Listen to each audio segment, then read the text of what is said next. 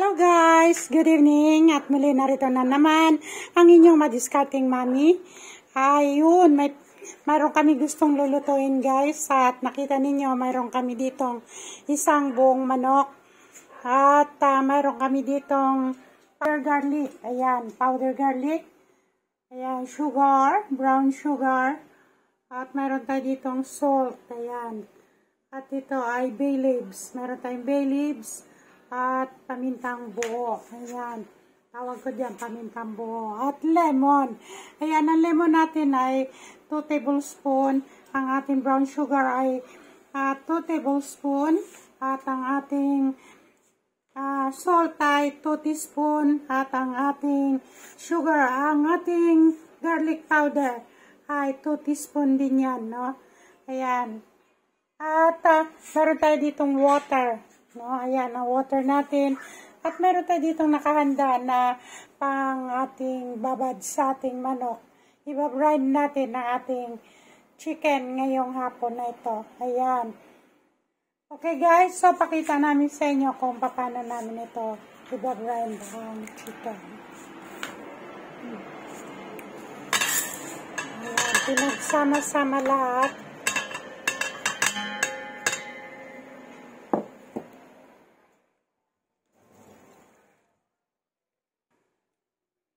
Ayan guys, ayan. Nilagyan ng tubig. Ayan.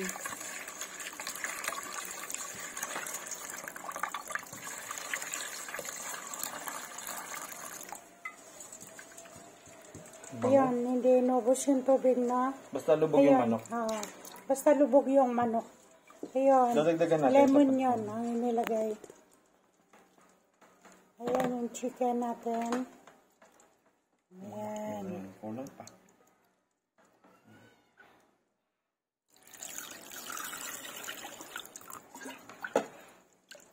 Ayan guys. Hanggang lubog yung manok, no? Doon sa pag-brine natin. At habang nagba-brine tayo dito ay pagkatapos nito i-prepare naman namin ang marination. Okay. Ayan. Okay guys, sa pagpapatuloy ng ating ginawa kanina doon sa ating chicken, kaya may papakita ko sa inyo na onion, garlic, bell pepper, at saka white onion. Ayan, no? White onion. At ang mga ito ay ilalagay natin dito. At ating i-roasted to sa oven. At pagka-roasted natin dito ay i-blend natin. Lalagyan natin ng oil yan. At asin para may lasa, no? May timpla siya. Ito yung oil, guys. Ayan yung oil. Ito yung salt. Ayan, no? I-roasted natin dito. Ipasok natin doon sa oven. At pag na-roasted na yan, i-blender natin. Okay, pakita ko sa inyo ang pag-blender. Okay guys, ito na yung ating onion, mga onion at saka bell pepper. Ayan na, galing na yan sa oven. Hindi ko na pinakita sa inyo guys, no? Kaya mahinit-hinit pa. So, i-blender natin yan. Ayan, ayan ang mga ihalo natin dyan, no? Yan ang kanya mga ingredients. May oil, salt ulit, at mayroon tayo ditong ito din. Ayan, no? Mayroon, ihalo natin to. Mga herbs, no? Mga herbs. Okay. Ayan, Cajun. Mga herbs lahat yan, guys. Paprika. Okay.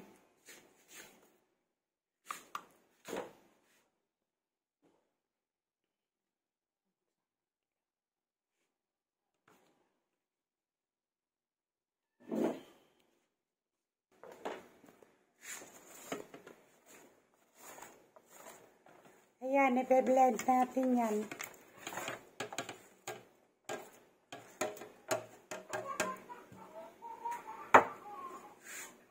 Yung oil, ayan, half cup. Half cup yung oil, guys.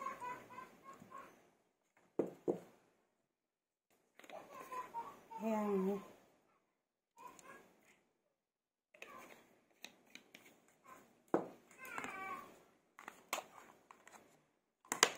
Ayan yung paprika.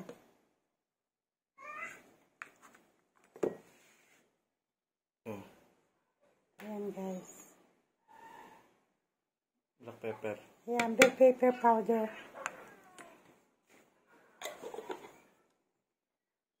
Ito, guys, Italian seasoning. Ayan, no? Mamaya yan. Italian seasoning. Yan yung salt. Lalagyan ng salt. Ayan. At itong isa, ayan. Kahit yung seasoning. Ayan. Bango.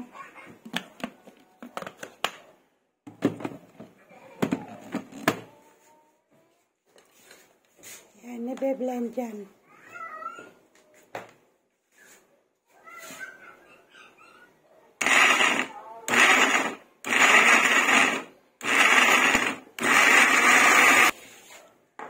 Yan na siya, guys. Yan. At yan ang gagamitin natin bukas doon sa ating chicken. Ayan, o. Ganyan siya. Ayan ang kalabasan ng kulay niya. Ayan. Okay.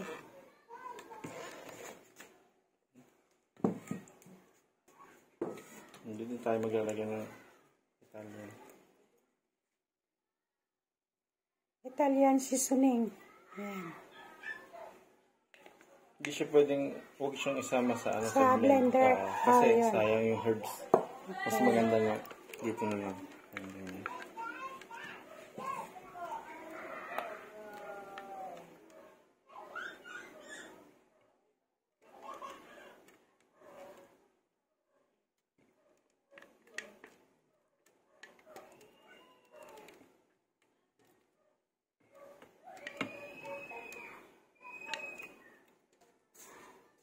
Ayan, guys, nilabas na namin yung chicken, no? Ayan, tapos na namin na i-grind ang chicken. 6 hours yan, no, guys? At ito yung ating binlender kanina na onions, garlic, at white onions, at bell pepper. Ayan. Yan ang ipapahid natin dyan sa katawan ng chicken ngayon.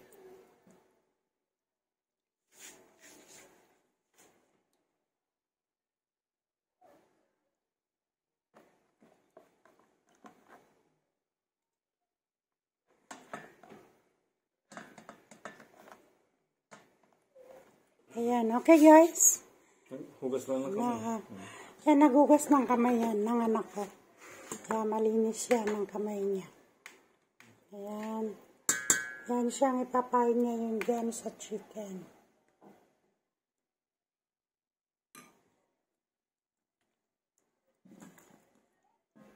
Ito sa loob.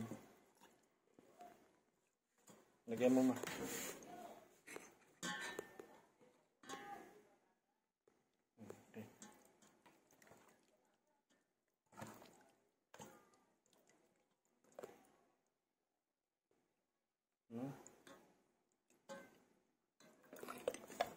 Ilalagay ito lahat. Hindi.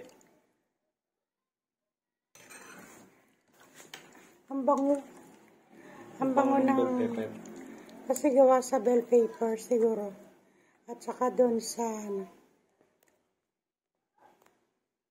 Ito, maglalagay tayo ng... lemongrass. Ayan, sa loob ng katawan ng chicken. Ayan. Lalagay tayo ng lemongrass. Lemongrass.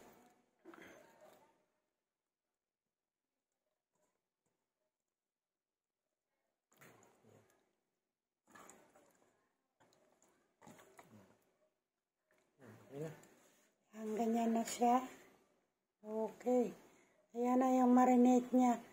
No? At bukas, siyang isasalang sa turbo. Ayan, guys. O kaya sa oven. Okay. So, see you tomorrow. Pakita namin sa inyo ulit bukas ang aming minarinate na chicken. Okay. Yan, good morning guys. Ayan na yung aming binabad sa buong magdamag. Yung aming nirarinate na chicken. Ayan, nakita nyo? Ayan na. Ngayon, isasalang na namin ito sa turbo. Ayan. Lulutuin na namin guys.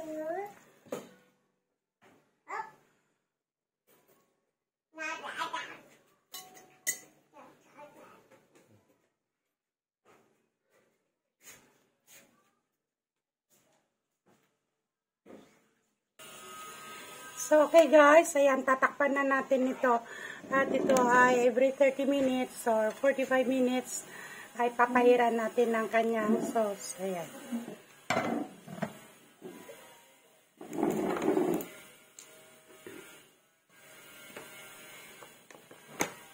Yung temperature. Ayan. Low heat lang guys. Ayan. 40. Ayan.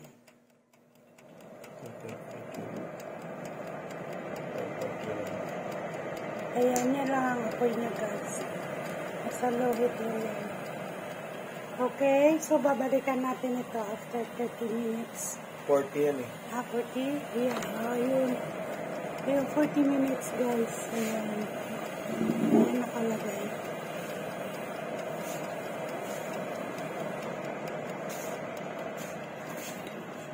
Ayan na guys. Ayan, 40 minutes na ulit. Ayan, tatanggalin natin ang takip at papahiran natin ng kanyang marinate natin.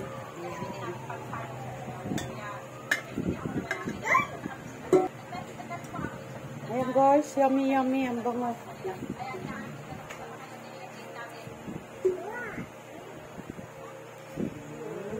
Sarap sarap, sarap sarap.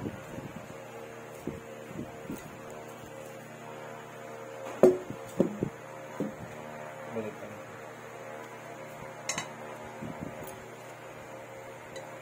Babalik ka rin na guys. Ayan.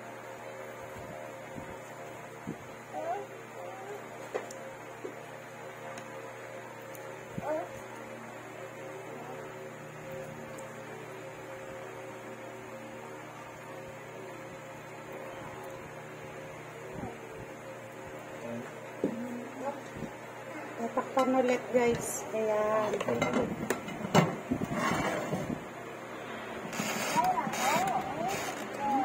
40 minutes ulit.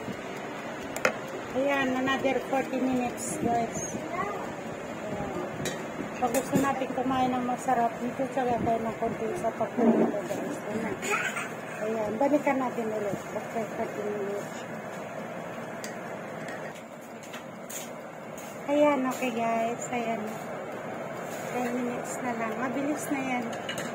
Medyo mainit ng konti. Maya tanggalin na natin. Luto na yan. Ayan, okay. Guys, ayan na yung ating chicken. Naka 10 minutes na tayo. Ayan, tatanggalin muna natin ang takip. Ayan guys. Ang bango. Ang bango. Ayan. Ayan yan. Peri-peri ang tawag dyan guys sa pagmarin ng ating chicken. Ayan. Peri-peri. Ayan guys.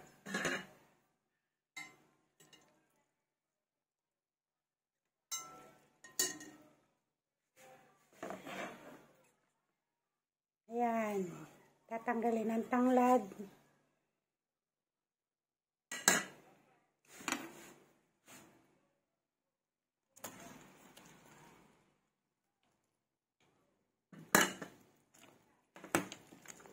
Juice yun.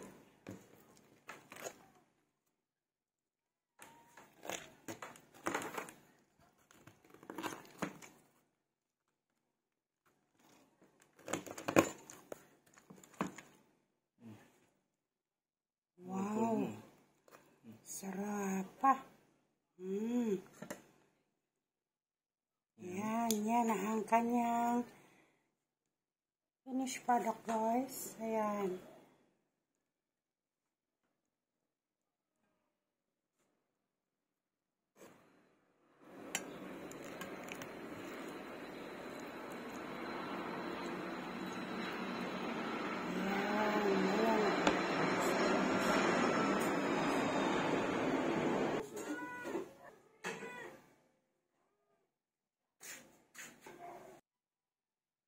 guys, lalagyan natin sa taas ng kanyang sauce. Doon sa minarinate, nagtira kami guys. Tapos, niluto, no? Konting toyo. Tinimplahan ulit. Nilagyan ng konting toyo. Yun lang. Para medyo mag-brown siya. Ang bango. At nilagyan din siya ng asin, no? Ayan. Ayan na. Sarap. Ayan na, guys. Ayan na ang aming peri-peri chicken. Ayan. Pang-ready na sa lunch, guys, no? Ulam namin for lunch. Ayan, peri-peri chicken. Tawag yan sa aming pagluluto ng chicken. Ayan.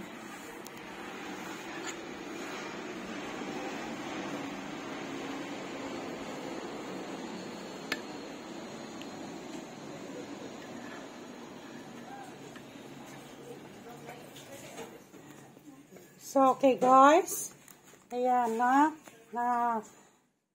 naka-reserve na ito mamaya-maya. Kakain kami ng panangalian. So, hindi ko na maipapakita sa inyo. Sure ako, masarap talaga guys. Try ninyo, no guys? Pag gusto natin kumain ng medyo masarap, ay itiyagalan tayo ng konti sa ating pagluluto. Ayan. Ang ating peri-peri. At kung sa mga handaan, sa birthday yan, anniversary, or Pasko, no? Nalalapit na ang ating Pasko, ay pwede nating ihain ito sa lamesa kapag araw ng Pasko at New Year, dahil meron tayong mga bisita ang darating, ating mga relatives, ang ating mga kaibigan, na matagal na hindi natin nakikita at biglang mapadalaw sa atin, ay mayroon tayong maihahain na peri-peri chicken. Ayan, no? Talagang hindi na natin kailangan mag-order pa. Kung hindi tayo mismo ay makakagawa na ng peri-peri chicken. At sure tayo na mapapasarap pa natin ang ating timpla. So, thank you so much guys. At dito na tayo magtatapos. Maraming salamat sa inyong lahat sa patuloy na pagtangkilik ng aking mga videos. At alam kong nandyan lang kayo. Please don't forget to subscribe, like, and click the button bells 2 times upang patuloy ko kayong ma-update sa mga videos na nais kong ibahagi para sa inyo.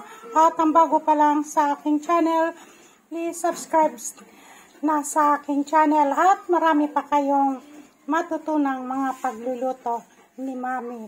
At maraming salamat sa inyo lahat. At please don't forget to comment down below guys. At kung ano man ang inyong mga katanungan, ay mabilis kong sasagutin.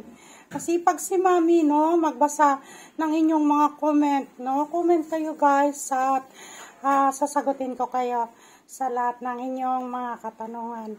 May the Lord God bless you all. Maraming salamat at ang aking mga panalangin ay palaging nasa inyo.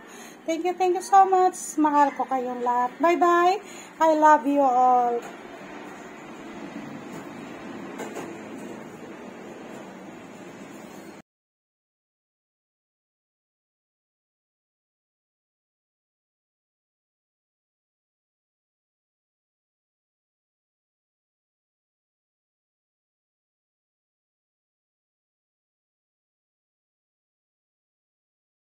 You